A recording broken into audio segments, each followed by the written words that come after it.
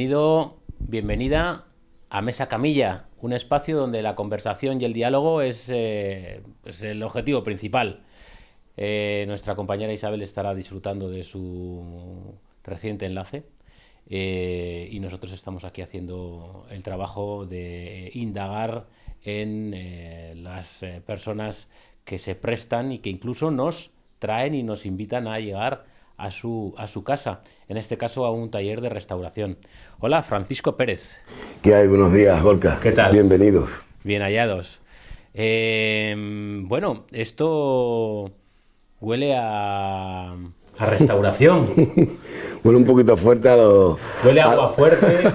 A los disolventes, quizás, ¿no? A los disolventes. Sí, hay pues mucho, ¿no? es el olor típico que suele haber en este tipo de talleres, porque normalmente los restauradores solemos utilizar unos productos que necesitan de una ventilación. Como ves, tenemos la ventilación a ambos lados, la puerta se mantiene siempre abierta, porque algunos de los productos que utilizamos para la realización de nuestro trabajo, para el desarrollo normal de la restauración, son productos que tienen olores fuertes. Es una capacidad que suele ser buena para que nos prevenga de alguna manera, de manera inconsciente, a los restauradores que estamos utilizando productos que son peligrosos. Hay que tener cuidado. Oye, restauración, a la restauración también se le llama a la cocina, no sé muy bien por qué, pero este es otro tipo de fogones, ¿no? Yo la verdad no había oído nunca, la verdad, Gorka, nunca había oído llamar a la restauración con ese término, pero quizás sí tenga algo que ver con la cocina, sobre todo por la cantidad de ingredientes, ya que lo comparamos con la cocina, que podemos utilizar en algunas ocasiones para la finalización de algunas de las obras que nos entran en el taller. Licenciado en Bellas Artes desde la década de los 90. Desde finales de los 90. Desde finales de los 90. ¿Cómo es la vida de una facultad de ciencias, de Bellas Artes? Parece que suelen ser los más bohemios y los más... ¿no? Realmente, Gorka, hay mucho de leyenda, sí, ¿no? En eso. Igual que si me está viendo alguien que se haya licenciado, que te digo, en ingenieros, y si dicen, uy, allí están los típicos científicos con gafas. Son como estereotipos, prejuicios de los que hay que huir. Hay parte de verdad en toda esa leyenda urbana de los tipos de facultades. Hay parte de verdad, porque cierto es que la Facultad de Bellas Artes no deja de ser una facultad curiosa, pero hay mucho de estereotipos. De hecho, mírame a mí, que no, pero eso no quita... Mírate a ti, que no tienes rastas ni nada, ¿no? Sí. Eso es. Pero eso no quita para que no tengas una cierta sensibilidad. Sí, bueno. En torno al arte, ¿no? Una cierta inquietud hacia lo estéticamente bello, ¿no? De hecho, es algo que, por lo que normalmente cuando se entra a la Facultad de Bellas Artes, las personas que solemos cursar esos estudios de Bellas Artes somos personas, como tú dices, que desde el principio, desde pequeños, solemos notar algún tipo de inclinación al arte o de sensibilidad especial, como tú lo llamas. Es curioso. Y de hecho, por eso es por lo que te lo cuento, que normalmente las promociones de la Facultad de Bellas Artes son promociones que pasan de curso completamente. Se diferencia de otras carreras, por ejemplo, en que van por créditos y vas dejando créditos atrás, y cuando llegas a lo mejor al último año tienes asignaturas de tercero, de cuarto, de quinto. En Bellas Artes es curioso que no suele pasar eso. Es una carrera en la que los alumnos vamos aprobando todo, y quizás sea por esto que tú dices, Gorka, porque nos gusta lo que hacemos. Porque os gusta lo que hacéis. Claro, os gusta tanto lo que hacéis que ahora va mi pregunta. ¿Cuántos de tus compañeros o compañeras están restaurando y están generando arte como lo estás haciendo tú? Pues es cierto, Gorka, que la mayoría al menos de los compañeros con los que yo sigo teniendo contacto de mi época universitaria, prácticamente todos están realizando alguna labor relacionada con nuestros estudios universitarios. Perfecto, pues mira, me alegra saberlo. Yo el otro día estuve en La Sin Miedo, un local de la Avenida de la Cruz Roja, en la que hicimos unos monólogos educativos, y me encontré con una chica de Pamplona que había hecho Bellas Artes y estaba de camarera. Quizás de ahí dije, bueno, pues igual no tiene tanta... Es como historia, ¿no? Que estas disciplinas que piensas que hay mucha vocación, pero que no hay poca tanta salida profesional. Eso es. Quizás estamos viviendo quizás vivamos en una región, Andalucía, en la que la restauración es un lugar privilegiado. Es un sector importante, ¿no? De hecho, es Andalucía y Sevilla, en especial, es un lugar privilegiado para este tipo de docencias o de personas que estudian este tipo de estudios. Sí te digo también que igual que la camarilla, por llamarlo de alguna manera, de personas que estudiaron conmigo, también conozco muchísima gente de promociones anteriores o posteriores que no tienen la misma suerte o no están en la misma situación de poder vivir de su profesión. El caso es que la restauración, al menos, pues tú sabes, Gorka, que Bellas Artes no solo abarca la restauración, sino que tiene, de hecho normalmente no es conocida por el ámbito, por la rama de restauración, sino más que nada por pintura, la rama de pintura o la rama de escultura. Mucho también actualmente de diseño, por el diseño gráfico, pero al menos la parte de restauración tienes la posibilidad o la facilidad de alguna manera de hacer como lo que hice yo. Si tienes cualquier local, como en este caso era la casa de mi abuela, tienes la facilidad de montarte tú un taller y comenzar al menos tu andadura, aunque sea a pasos pequeños, poco a poco, y nunca te va a faltar el trabajo de esa manera. La vocación hay que pelearla, ¿no? Ahí está. Hay que pelearla. Ya luego tienes que buscarte pues el intento de entrar en alguna empresa que te catapulte o encontrar, como en el caso que me ha pasado a mí, el personal, a un párroco en distintas épocas, en distintos periodos de la Algaba, que han confiado en mí y que me han ido proponiendo la restauración de las inmensas obras de arte que tiene la parroquia de la Algaba. Cuando tú tocas una obra que tiene dedicación, que tiene incluso cierto áurea y que tiene un peso, o sea, tiene que ser una responsabilidad tocar eso, ¿no? Lo es. Además, Gorka, no solo es la responsabilidad, porque como decías al principio, una vez que tú decides estudiar Bellas Artes es porque te atrae este mundo artístico. Cuando tú te acercas a una imagen, a la hora de restaurarla, te pongo como ejemplo el crucificado que tenemos aquí, el crucificado de la Expiración, que pertenece en este caso al retablo de la sacristía. Pues cuando te acercas a una obra de estas características, no solo estás abarcando la imagen física, es decir, el elemento que vas a intervenir, sino que además este tipo de imágenes religiosas tiene como otro tipo de áurea. Imagínate que son imágenes a los que pertenecen a hermandades, que tienen hermanos que confían en estas imágenes o que depositan en estas imágenes su devoción, su fe, como vehículo para acercarse a Dios, y eso es una responsabilidad añadida que estas imágenes suelen tener. No es lo mismo restaurar un cuadro, una obra pictórica de un bodegón, por ejemplo, que está colgado en una casa, a restaurar una imagen religiosa. Por eso os acercáis a la obra de otra manera. De otra manera. Además, no solo eso, sino que el tipo de obra que vas a restaurar condiciona en muchos aspectos el tratamiento, los materiales y sobre todo el proceso que tienes que utilizar para la restauración. No solo te condiciona tu relación directamente con la obra, sino que incluso eso está legislado de alguna manera por unas normas, unas leyes que se suelen ir publicando para los restauradores y que implican el utilizar un tipo de metodología distinta según con qué imágenes estés. O sea, una especie de código deontológico, ¿no? Estés trabajando, así es totalmente un código deontológico, de hecho. ¿Estás trabajando ahora en la parroquia con este Cristo, Estamos con este San Cristóbal? San Leandro. San Leandro. San Leandro. Además, este San Leandro que tenemos aquí es una obra maravillosa, es una obra buenísima. Es una de las copias que hay de las dos obras, de las dos famosísimas obras que tenemos en la Catedral de Sevilla de Bartolomé Esteban Murillo. Además, es curioso que estamos celebrando. Que te iba a decir que tiene un punto de Murillo. ¿Es de Murillo esto?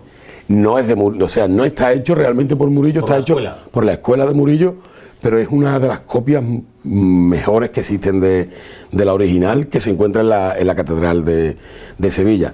Y ha sido muy buena idea que Ramón, el párroco actual de la Algaba, nos propusiera la restauración de este San Leandro, primero porque su hermano, su otra obra de exactas, idénticas dimensiones, pero que representa al otro obispo de Sevilla, San Isidoro, se restauró hace 7 años, sino que este año, 2018, además estamos celebrando el año Murillo, el 400 aniversario del nacimiento del pintor.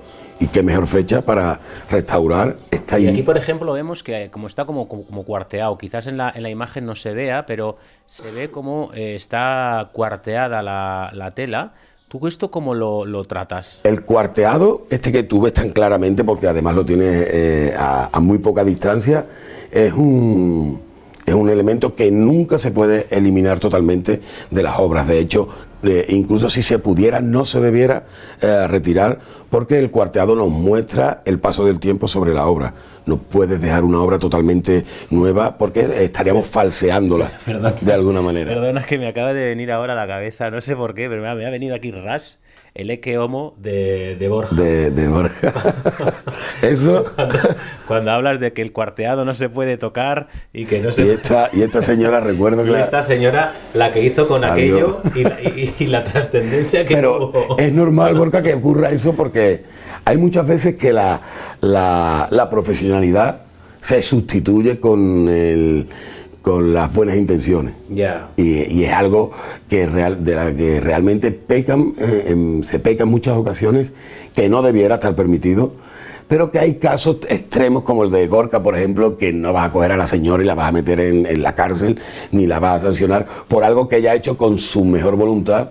Y lo que pasa es que le falta pues lo imprescindible para qué trascendencia enfrentarse que debe tener visitantes realmente yo creo que tiene más visitantes ahora que cuando ocurrió. Sin duda, que esos son también un poco como las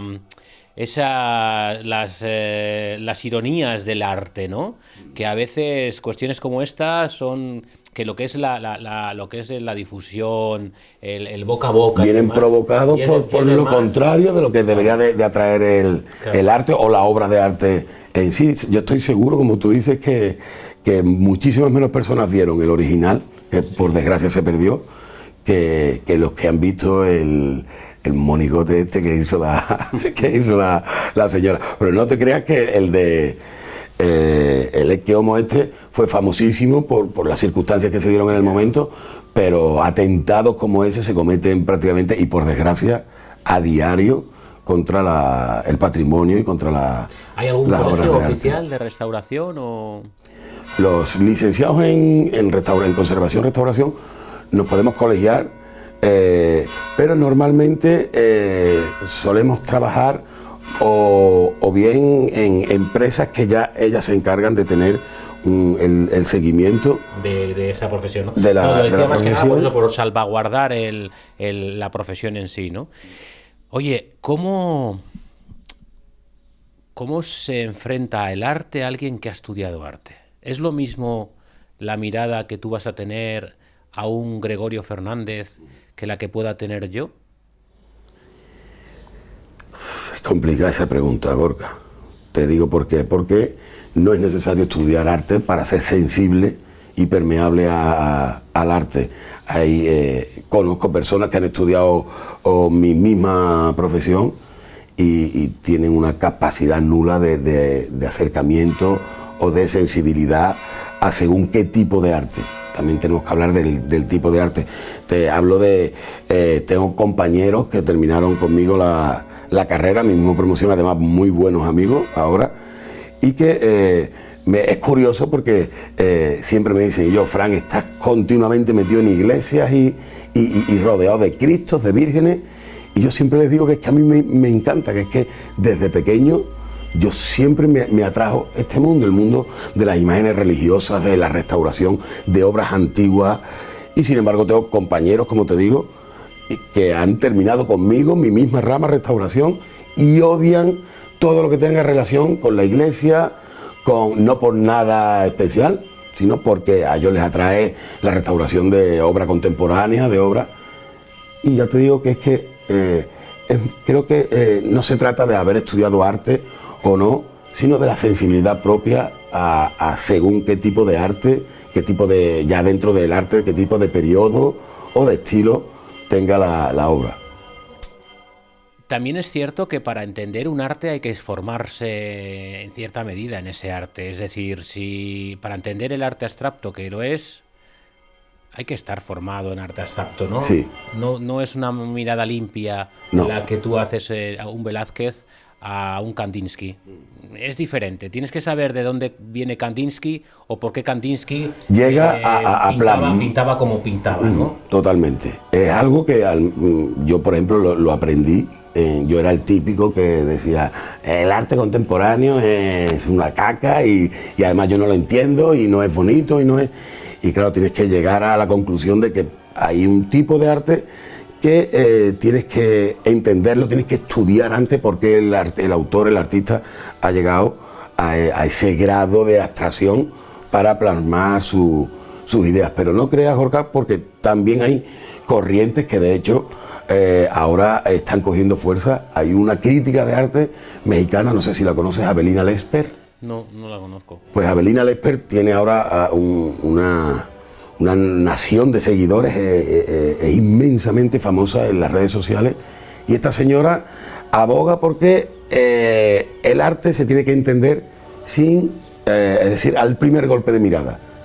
Ella propone que si tú el arte no lo entiendes a primer golpe de mirada, sin que nadie te haya explicado nada, es decir, tú expones a un niño a una obra y si ese niño no entiende lo que está viendo, eso no es arte. Es también una postura quizás un poco reactiva, una postura un poco dura. Pero cuando ves cómo ella desarrolla sus argumentos, yo en alguna ocasión me ha llegado a pasar, he llegado a la conclusión de que parte de razón sí llevaba, de que el arte, según esta crítica Avelina Lesper, no necesita intervención externa. Simplemente el espectador con la obra se deben de comunicar en el momento exacto de tomar contacto visual. Si tú en el momento en el que tú ves una obra no la entiendes o no te transmite nada, esa obra deja de ser arte. No es arte porque no está cumpliendo la función.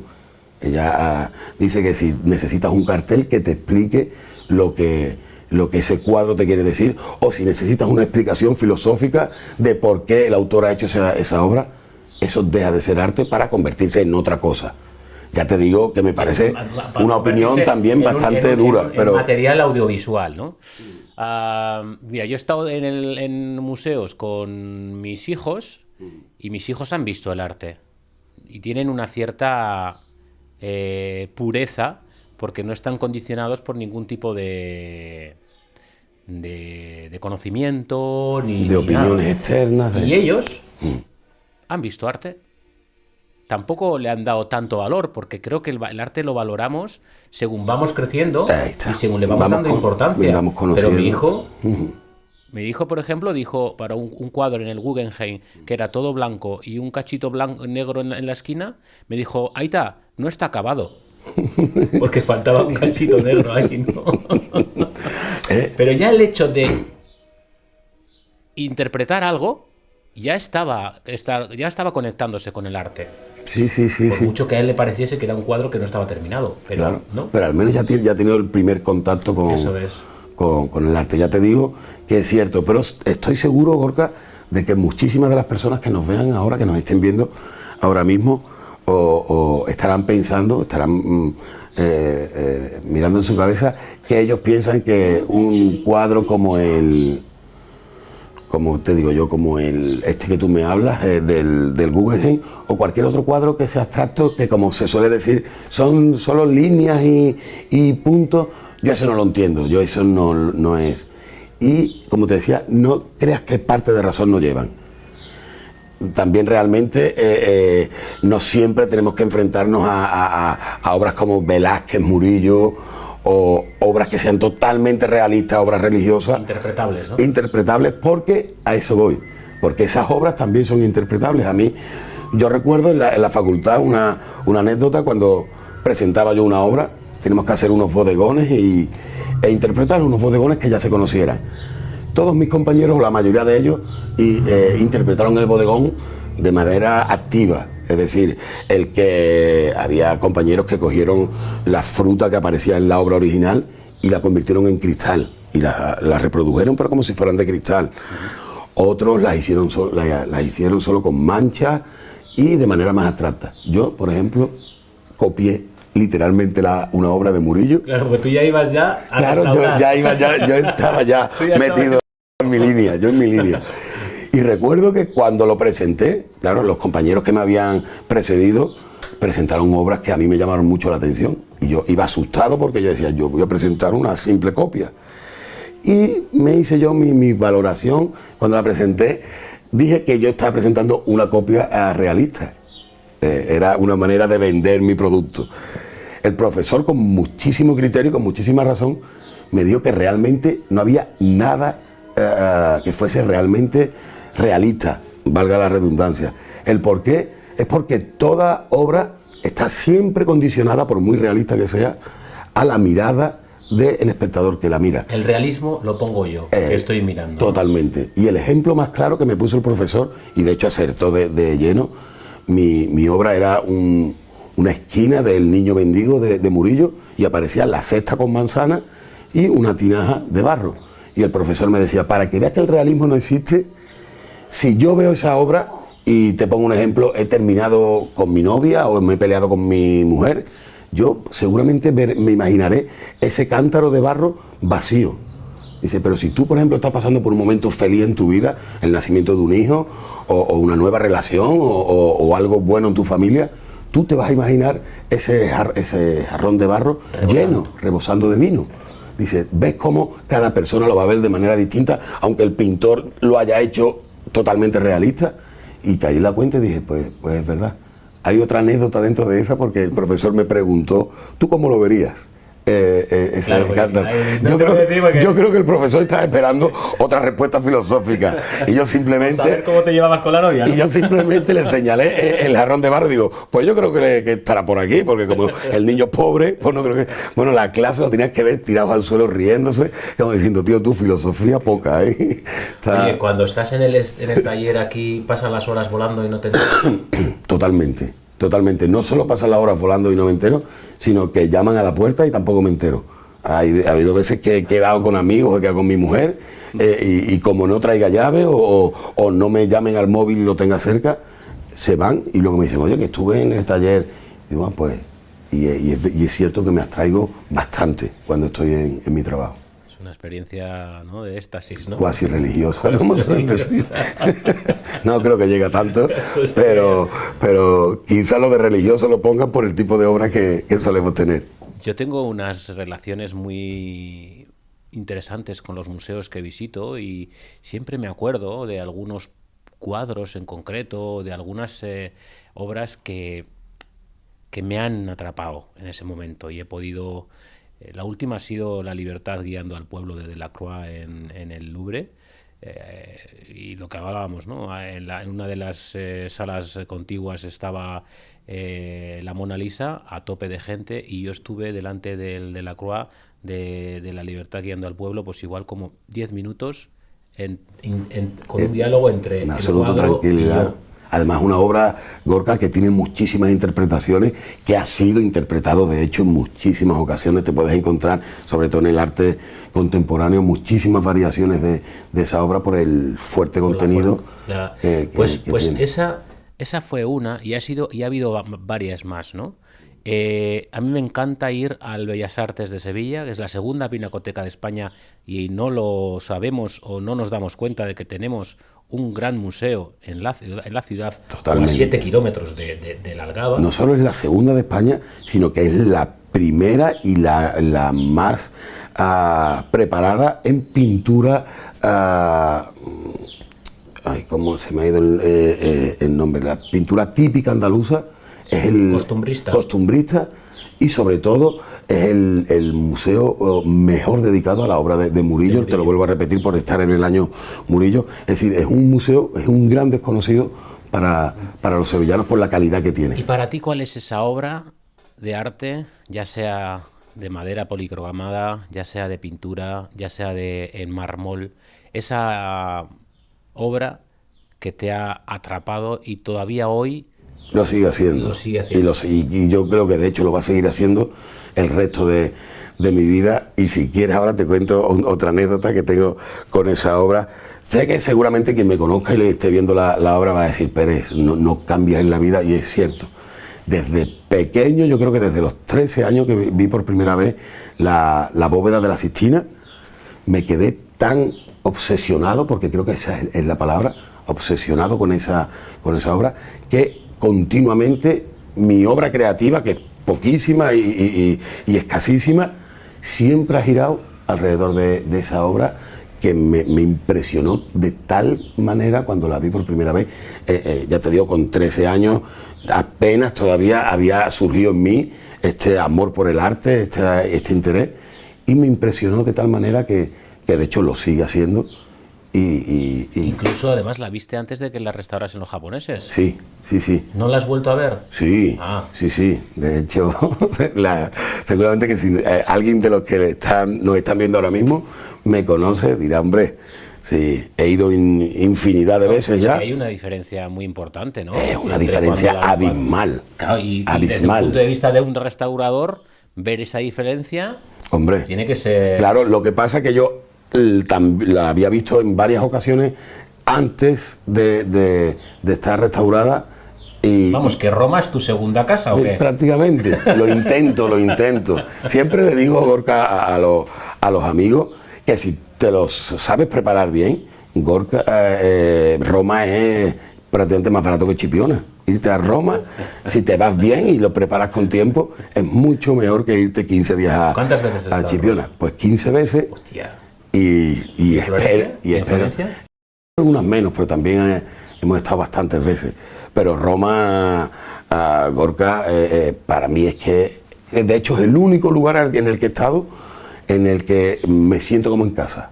En todos los demás en los que hemos viajado, que por fortuna hemos podido, siempre cuando pasa un tiempo comienzo a echar de menos la Algaba. A mi gente, a mi familia, a mis amigos. Roma es el único lugar en el que no echo de menos nada. Y yo creo que en parte de este sentimiento que me embarga cuando estoy allí es el que estoy tan cerca, como tú me preguntabas, de esta obra. Por tanto, imagino que Miguel Ángel es para ti... el culmen del artista, perfecto, el artista, ¿no? Completo, él, como se suele decir, el hombre del Renacimiento. En mi caso no es Leonardo da Vinci, como se suele poner de arquetipo, sino Miguel Ángel. Y de hecho, la anécdota que te voy a contar es que su obra, sobre todo la Sixtina, la he utilizado durante toda mi carrera en Bellas Artes, hasta el punto de que tuve profesores que me llamaban el Miguel Ángel de la Algaba, porque utilizaba la obra de la Sixtina en prácticamente todos los trabajos, todo lo que proponía. Siempre estaba influenciado por esta... Será una gozada estar contigo con la Sixtina, ¿no? Por esta obra. Tú, o no. O no. Date cuenta de que, y de hecho me suele pasar muchas veces, Gorka. ¿Tan pequeña? Que cuando voy, bueno, tan pequeña a la vez. Da la sensación de que es pequeña. A mí me resultó pequeña. Sí, te resultó pequeña. Sí, bueno, quizás había mucha gente. ¿Ves? Pues es, Gorka, lo que hablábamos antes. Es ver la diferencia de una misma obra. ¿Cómo puede ser tan diferente para uno? No lo que es la bóveda. La bóveda en sí que es grande. Pero te esperabas la capilla espacio, bastante ¿no? más. ¿Sí? Sí. A mí yo creo que como no iba con ninguna imagen prehecha, claro, de la imagen de la capilla desde el principio, me pareció tan espectacular que de hecho en ocasiones en las que hemos estado se ha ido la excursión y me he quedado allí. He tenido que llamar por teléfono y volver al hotel en taxi porque se habían ido sin mí. Te voy a hacer la última pregunta, que se la hago a todo el mundo y creo pensar que sé por dónde vas a ir. ¿Te llega alguien con una máquina del tiempo? Sí. Sabes ya dónde voy. Y tienes la opción de hacer un viaje. ¿Para el pasado o para el futuro? ¿A dónde irías? Iría a Italia, seguro, sin ningún tipo de duda. No solo te diría que iría a Italia, sino que si tuviera parámetros esa máquina, me iría a Italia en 1498, 1400, finales del siglo XV, principios del XVI. Estaría segurísimo, sin ningún tipo de duda. De hecho, que me dejasen allí un par de añitos. ¿A dónde? ¿A Italia, Roma? A Roma, Florencia, y ya me encargaré yo de moverme. Ya me encargaré yo de moverme por allí. Pues muchas gracias, Pere. Sí. Pere, porque te llaman, a vosotros por haber venido, por mostrarme vuestro interés y ya sabéis que tenéis aquí vuestra casa. Perfecto. Cuando queráis podéis contar conmigo y con esta casa para lo que necesitáis. Muchas gracias. ¿Vale? Un abrazo. Igualmente. Hala. Pues nos vemos la próxima semana aquí en Mesa Camilla, en Gwinet, La Algaba.